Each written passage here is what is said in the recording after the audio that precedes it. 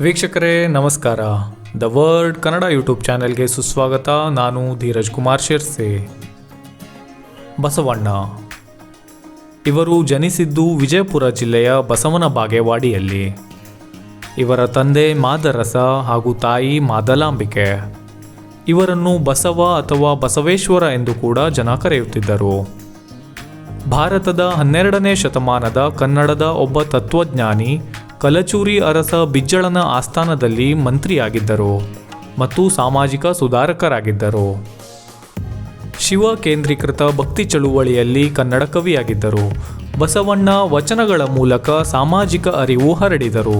ಬಸವಣ್ಣರು ಲಿಂಗ ತಾರತಮ್ಯ, ಸಾಮಾಜಿಕ ತಾರತಮ್ಯ, ಮೂಢನಂಬಿಕೆಗಳನ್ನು ನಿರಾಕರಿಸಿದರು. ಇಷ್ಟಲಿಂಗ ಹಾರವನ್ನು ಪರಿಚಯಿಸಿದರು. ಇದನ್ನು ಎಲ್ಲರೂ ಧರಿಸಿ ಪೂಜಿಸಬಹುದು. ತನ್ನ ಸಾಮ್ರಾಜ್ಯದ ಮುಖ್ಯಮಂತ್ರಿಯಾಗಿ ಅವರು ಅನುಭವ ಮಂಟಪ ಅಥವಾ ಆಧ್ಯಾತ್ಮಿಕ ಅನುಭವದ ಭವನವನ್ನು ಸ್ಥಾಪಿಸಿದರು. ಇಲ್ಲಿ ಎಲ್ಲ ಸಾಮಾಜಿಕ ಆರ್ಥಿಕ ಹಿನ್ನೆಲೆಯ ಪುರುಷ ಮತ್ತು ಮಹಿಳೆಯರು ಆಧ್ಯಾತ್ಮಿಕ ಮತ್ತು ಪ್ರಾಪಂಚಿಕ ಪ್ರಶ್ನೆಗಳನ್ನು ಮುಕ್ತವಾಗಿ ಚರ್ಚಿಸುವ ಸ್ಥಳವಾಗಿತ್ತು. ಬಸವಣ್ಣನವರ ಜೊತೆ 770 ಅಮರಗಣಗಳು ಇದ್ದರೆಂದು ಮತ್ತು 1,96,000 ಶರಣರಿದ್ದರೆಂದು ಐತಿಹಾಸಿಕ ಪುರಾವೆಗಳಿವೆ. ಸಾಂಪ್ರದಾಯಿಕ ದಂತಕಥೆಗಳು ಮತ್ತು ವಿದ್ವತ್ಪೂರ್ಣ ಗ್ರಂಥಗಳು ಲಿಂಗಾಯತ ಸ್ಥಾಪಕ ಬಸವಣ್ಣ ಎಂದು ಉಲ್ಲೇಖಿಸುತ್ತವೆ. ಬಸವಣ್ಣ ಕವಿ ತತ್ವಜ್ಞಾನಿಯಾಗಿದ್ದು ಈಗಾಗಲೇ ಅಸ್ತಿತ್ವದಲ್ಲಿದ್ದ ಸಂಪ್ರದಾಯವನ್ನು ಸಂಸ್ಕರಿಸಿದರು ಮತ್ತು ಶಕ್ತಿಯನ್ನು ತುಂಬಿದರು. ಬಸವ ಸಾಹಿತ್ಯ ಕೃತಿಗಳು ಕನ್ನಡ ಭಾಷೆಯಲ್ಲಿ ವಚನ ಸಾಹಿತ್ಯವನ್ನು ಒಳಗೊಂಡಿವೆ ಮತ್ತು ಅವರನ್ನು ಭಕ್ತಿ ಭಂಡಾರಿ ಎಂದು ಕರೆಯುತ್ತಾರೆ. ಬಸವಣ್ಣನವರು 1134ರಲ್ಲಿ ಈಗಿನ ಬಿಜಾಪುರ ಜಿಲ್ಲೆಯಲ್ಲಿರುವ ಬಸವನ ಬಾಗೇವಾಡಿ ಗ್ರಾಮದಲ್ಲಿ ಬಸವಣ್ಣನವರ ತಾಯಿಯ ತವರು ಮನೆಯಾದ ಇಂಗಳೇಶ್ವರ ಗ್ರಾಮದಲ್ಲಿ ಶ್ರೀ ಮಾದರಸ ಮತ್ತು ಮಾದಲಾಂಬಿಕೆ ದಂಪತಿಗಳಿಗೆ ಜನಿಸಿದರು. ಬಸವಣ್ಣ ಚಿಕ್ಕಂದಿನಿಂದಲೂ ವೈದಿಕ ಸಂಸ್ಕೃತಿಯ ಕರ್ಮಾಚರಣೆಗಳ ವಿರೋಧಿಯಾಗಿದ್ದರು. ಅಕ್ಕ ನಾಗಮ್ಮ ಮತ್ತು ಭಾವ ಶಿವಸ್ವಾಮಿಯ ಜೊತೆಯಲ್ಲಿ ಬಾಲ್ಯವನ್ನು ಕಳೆದರು. ಅವರ 8ನೇ ವಯಸ್ಸಿನಲ್ಲಿ ಬ್ರಾಹ್ಮಣ ಸಂಪ್ರದಾಯದಂತೆ ಬಸವಣ್ಣನವರಿಗೆ ಜನಿವಾರ ಹಾಕಲು ಬಂದಾಗ ಬಸವಣ್ಣನವರು ತನಗಿಂತ ಹಿರಿಯಳಾದ ಅಕ್ಕ ನಾಗಮ್ಮನಿಗೆ ಕೊಡಲು ಕೇಳುತ್ತಾರೆ. ಆಗ ಇದು ಪುರುಷರಿಗೆ ಮಾತ್ರ ಕೊಡುವಂಥದ್ದು, ಆದ್ದರಿಂದ ಅಕ್ಕನಿಗೆ ಕೊಡಲು ಬರುವುದಿಲ್ಲ ಎಂದು ನುಡಿದಾಗ ಬಸವಣ್ಣ ಪುರುಷ ಮಹಿಳೆ ಅಸಮಾನತೆಯನ್ನು ವಿರೋಧಿಸಿ ಮನೆಯಿಂದ ನಿರ್ಗಮಿಸಿ ಕೂಡಲ ಸಂಗಮಕ್ಕೆ ಹೊರಡುತ್ತಾರೆ. ಬಸವೇಶ್ವರರು 12 ವರ್ಷಗಳ ಕಾಲ ಕೂಡಲ ಸಂಗಮದಲ್ಲಿ ಅಧ್ಯಯನ ಮಾಡುತ್ತಾ ಕಳೆದರು. ಅವರ ದೃಷ್ಟಿಯಲ್ಲಿ ದೇವನು ಒಬ್ಬ ಮತ್ತು ಅವನು ಮಾನವರಲ್ಲಿದ್ದಾನೆಯೇ ಹೊರತು ಗುಡಿಗುಂಡಾರಗಳಲ್ಲಿಲ್ಲ. ಕೆಲಸ ಮಾಡಿ ಜೀವನ ನಡೆಸಬೇಕು, ಆಲಸಿ ಜೀವನ ಸಲ್ಲ. ಸುಳ್ಳು ಹೇಳುವುದು, ವಂಚಿಸುವುದು, ಕೊಲೆ ಸುಲಿಗೆ ಮಾಡುವುದು, ಪ್ರಾಣಿ ಬಲಿ ನೀಡುವುದು, ಪರಧನಹರಣ, ಪರಸ್ತ್ರೀ ವ್ಯಾಮೋಹ ಹೊಂದುವುದು ಘೋರ ಅಪರಾಧ ಎಂದು ತಿಳಿಸಿದರು. ಕೆಲಸದಲ್ಲಿ ಮೇಲು ಅಥವಾ ಕೀಳು ಎಂಬುದಿಲ್ಲ. ಪುರುಷನಂತೆ ಮಹಿಳೆಗೂ ವಿದ್ಯಾಭ್ಯಾಸದ ಮತ್ತು ತನ್ನ ಜೀವನವನ್ನು ರೂಪಿಸಿಕೊಳ್ಳುವ ಹಕ್ಕಿದೆ. ಹೀಗೆ ಸಮಾನತೆ, ಕಾಯಕ, ದಾಸೋಹ ತತ್ವಗಳನ್ನು ಸ್ವೀಕರಿಸುವ ಮತ್ತು ಆಚರಿಸುವ ಯಾರು ಬೇಕಾದರೂ ಶಿವಶರಣರಾಗಬಹುದು ಎಂದು ಬಸವಣ್ಣನವರು ಸಾರಿದರು. ಪುರೋಹಿತಶಾಹಿಗಳಿಂದ ನಿರಂತರವಾಗಿ ವಂಚನೆಗೊಳಗಾಗುತ್ತಿದ್ದ ಜನತೆಗೆ ಬಸವಣ್ಣನವರು ಹೊಸ ಜೀವನವನ್ನು ನೀಡಿದರು. ಜಾತಿ, ಮತ, ಲಿಂಗಗಳ ಭೇದವನ್ನು ತಿರಸ್ಕರಿಸಿದ ಬಸವಣ್ಣನವರು ಸಾಮಾಜಿಕ ಕ್ರಾಂತಿಗೆ ಕಾರಣವಾದರು. ಬಸವಣ್ಣನವರನ್ನು ಜಗಜ್ಯೋತಿ ಬಸವೇಶ್ವರ, ಕ್ರಾಂತಿಯೋಗಿ ಬಸವಣ್ಣ, ಭಕ್ತಿ ಭಂಡಾರಿ ಬಸವಣ್ಣ, ಮಹಾಮಾನವತಾವಾದಿ ಎಂದು ಕರೆಯಲಾಗುತ್ತದೆ. ಬಸವಣ್ಣನವರು ಮಾನವೀಯತೆ, ಕಾಯಕ, ನಿಷ್ಠೆ, ಧರ್ಮದ ಬುನಾದಿಯಾಗಬೇಕು ಎಂದು ಬಲವಾಗಿ ನಂಬಿದ್ದರು. ಬಸವಣ್ಣ ತಮ್ಮ ವಚನಗಳ ಮೂಲಕ ಕಾಯಕವೇ ಕೈಲಾಸ, ದಯೆಯೇ ಧರ್ಮದ ಮೂಲವಯ್ಯ, ಅಯ್ಯ ಎಂದರೆ ಸ್ವರ್ಗ, ಎಲವೋ ಎಂದರೆ ನರಕ ಎಂದು ಸಾರುವ ಮೂಲಕ ತಮ್ಮ ಮಾನವತಾವಾದಕ್ಕೆ ಸಾಹಿತ್ಯದ ಸ್ಪರ್ಶ ನೀಡಿದರು. ಕನ್ನಡ ಸಾಹಿತ್ಯಕ್ಕೆ ವಚನಗಳ ಮೂಲಕ ಅಪೂರ್ವ ಕೊಡುಗೆ ನೀಡಿದ್ದಾರೆ. ಇದುವರೆಗೆ ಸುಮಾರು 1,500 ವಚನಗಳನ್ನು ಸಂಗ್ರಹಿಸಿಡಲಾಗಿದೆ.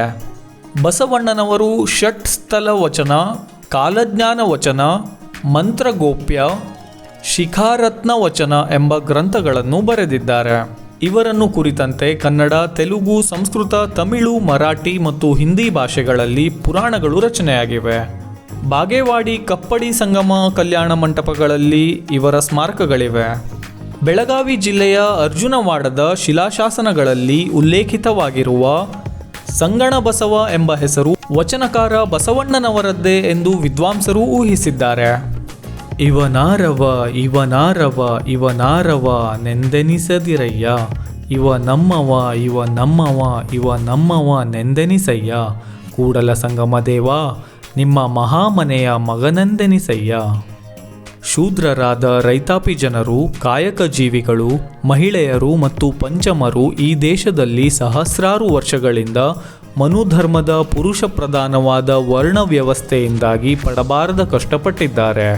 ಮೇಲ್ವರ್ಗ ಮತ್ತು ಮೇಲ್ಜಾತಿಯ ಅನುತ್ಪಾದಕ ಪುರುಷರಿಗಾಗಿಯೇ ಬದುಕಿನ ಎಲ್ಲ ಸುಖಭೋಗಗಳು ಮೀಸಲಾಗಿದ್ದವು. ಇವರು ಮಾತ್ರ ಜನಿವಾರ ಧರಿಸುವ ಹಕ್ಕನ್ನು ಪಡೆದಿದ್ದರು. ಜನಿವಾರ ಧರಿಸುವ ಬ್ರಾಹ್ಮಣ ಓದಿರಬಹುದು, ಬರೆದಿರಬಹುದು, ಆದರೆ ಕಾಯಕ ಜೀವಿಯಾಗಿ ಉತ್ಪಾದನೆಯಲ್ಲಿ ತೊಡಗಿಲ್ಲ. ಉತ್ಪಾದನೆಯ ಅನುಭವದಿಂದ ಬರುವ ಜ್ಞಾನವನ್ನು ಹಿಂದಿನ ಕಾಲದಲ್ಲಿ ಅವನೆಂದೂ ಪಡೆಯಲಿಲ್ಲ. ಕ್ಷತ್ರಿಯನಾಗಿರಬಹುದು, ಆದರೆ ಉತ್ಪಾದನೆಯಲ್ಲಿ ತೊಡಗಲಿಲ್ಲ. ವೈಶ್ಯ ವಸ್ತುಗಳ ಮಾರಾಟ ಮಾಡಿರಬಹುದು, ಕೃಷಿ ಭೂಮಿಯ ಒಡೆಯನೂ ಆಗಿರಬಹುದು, ಆದರೆ ಸ್ವತಃ ಉತ್ಪಾದನೆ ಮಾಡಲಿಲ್ಲ. ಈ ಮೂರೂ ವರ್ಣದವರಿಗೂ ಜನಿವಾರ ಇದೆ, ಆದರೆ ಉತ್ಪಾದನೆಯಲ್ಲಿ ತೊಡಗಿರುವ ಕಾಯಕ ಜೀವಿಗಳಿಗೆ ಮತ್ತು ಪಂಚಮರಿಗೆ ಜನಿವಾರವಿಲ್ಲ. ಯಾರಿಗೆ ಜನಿವಾರ ಇತ್ತೋ ಅವರು ದುಡಿಯದೆ ಸುಖ ಜೀವನವನ್ನು ಅನುಭವಿಸಿದರು. ಯಾರಿಗೆ ಜನಿವಾರ ಇರಲಿಲ್ಲವೋ ಅವರು ದುಡಿದು ಕಷ್ಟ ಜೀವನವನ್ನು ಅನುಭವಿಸಿದರು. ಅಂತೆಯೇ ಬಸವಣ್ಣನವರು ಈ ಅನ್ಯಾಯದ ವಿರುದ್ಧ ಸಿಡಿದೆದ್ದರು. ಜಾತಿ ಸಂಕರವಾದ ಬಳಿಕ ಕುಲವನ್ನರಸುವರೇ ಎಂದು ಪ್ರಶ್ನಿಸಿ ಕಾಯಕ ಜೀವಿಗಳ ಕೇಂದ್ರಿತ ಶರಣ ಸಂಕುಲವನ್ನು ಸೃಷ್ಟಿಸಿದರು. ವಿವಿಧ ಕಾಯಕಗಳ ಶೂದ್ರರಿಗೆ, ಮಹಿಳೆಯರಿಗೆ ಮತ್ತು ಪಂಚಮರಿಗೆ ಮೊದಲ ಬಾರಿಗೆ ಶಿಕ್ಷಣ ನೀಡುವ ವ್ಯವಸ್ಥೆ ಮಾಡಿದರು. ಅವರೆಲ್ಲ ಅನುಭವ ಮಂಟಪದಲ್ಲಿ ತಮ್ಮ ಅನುಭವಗಳನ್ನು ಹಂಚಿಕೊಂಡರು.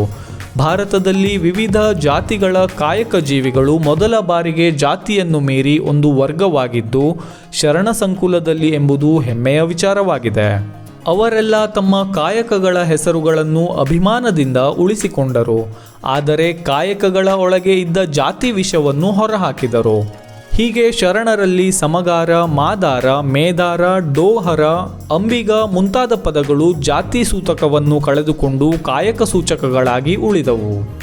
ವಿಶ್ವಗುರು ಬಸವಣ್ಣನವರು ಪರಮಾತ್ಮನ ಕರುಣೆಯ ಕಂದನಾಗಿ ಅವತರಿಸಿ ಲೋಕಕ್ಕೆ ಹೊಸ ಧರ್ಮವೊಂದನ್ನು ಕೊಟ್ಟರು. ಇವರು ಯಾವುದೇ ಅಂಧಶ್ರದ್ಧೆ, ಜಡ ಸಂಪ್ರದಾಯಗಳನ್ನೊಪ್ಪದ ಸತ್ಯಾನ್ವೇಷಕರಾಗಿ ಹೆತ್ತವರನ್ನು, ಬಂಧು ಬಾಂಧವರನ್ನು ತೊರೆದು ವಿದ್ಯಾಕಾಂಕ್ಷಿಯಾಗಿ ಕೂಡಲ ಸಂಗಮದ ಗುರುಕುಲಕ್ಕೆ ಬಂದರು. ಶಾಸ್ತ್ರಾಧ್ಯಯನ, ಯೋಗಾಭ್ಯಾಸಗಳಲ್ಲಿ ಬಾಲ್ಯವನ್ನು ಕಳೆದು ತಾರುಣ್ಯಕ್ಕೆ ಕಾಲಿರಿಸಿದರು. ಜನರಲ್ಲಿ ಮನೆ ಮಾಡಿಕೊಂಡಿದ್ದ ಮೌಢ್ಯತೆ, ಕಂದಾಚಾರ, ಜಾತೀಯತೆಗಳನ್ನು ಕಂಡು ಮನನೊಂದು ಪರಿಹಾರವನ್ನು ಅರಸತೊಡಗಿದರು.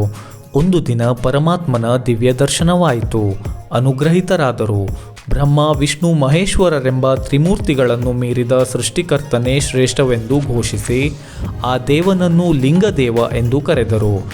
ನಿರಾಕಾರ ದೇವನಿಗೆ ಮನುಷ್ಯರ, ಪ್ರಾಣಿಗಳ ಆಕಾರ ಕೊಡುವುದು ಸರಿಯಲ್ಲ ಎಂದು ಭಾವ ತಳೆದು ದೇವನ ಸಾಕಾರ ಕೃತಿಯೇ ಬ್ರಹ್ಮಾಂಡ, ಇದು ಗೋಲಾಕಾರದಲ್ಲಿದೆ, ಆದ್ದರಿಂದ ಲಿಂಗದೇವನನ್ನು ವಿಶ್ವದಾಕಾರದಲ್ಲಿ ಪೂಜಿಸುವುದು ಸರಿ ಎಂದು ಇಷ್ಟಲಿಂಗದ ಪರಿಕಲ್ಪನೆ ಕೊಟ್ಟರು. ದೇವರ ಕುರುವಾದ ಇಷ್ಟಲಿಂಗವು ಮಾನವನ ಜಾತಿ, ವರ್ಣ, ವರ್ಗ ಭೇದಗಳನ್ನು ಕಳೆದು ಶರಣನನ್ನಾಗಿ ಮಾಡುವ ಸಾಧನವಾಗಬೇಕೆಂದು ಅದನ್ನು ಗಣಲಾಂಛನವಾಗಿ ಮಾಡಿದರು. ಪರಮಾತ್ಮನ ದಿವ್ಯಾನುಭವ ಪಡೆದು ನವ ಸಮಾಜ ನಿರ್ಮಾಣದ ರೂಪುರೇಷೆಗಳನ್ನು ತಮ್ಮ ಮನದಲ್ಲಿ ಹೊಂದಿ ಕಲ್ಯಾಣದ ಕಾರ್ಯಕ್ಷೇತ್ರವನ್ನು ಪ್ರವೇಶಿಸಿದರು.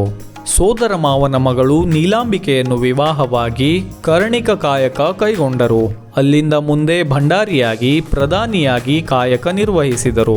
ಅನುಭವ ಮಂಟಪ ಸ್ಥಾಪಿಸಿ ಧರ್ಮ ಪ್ರಚಾರ ಮಾಡಿದರು. ಎಲ್ಲರ ಮನೆ ಮನಗಳ ಬಾಗಿಲಿಗೂ ಧರ್ಮಗಂಗೆ ಹರಿಯುವಂತೆ ಮಾಡಿದರು.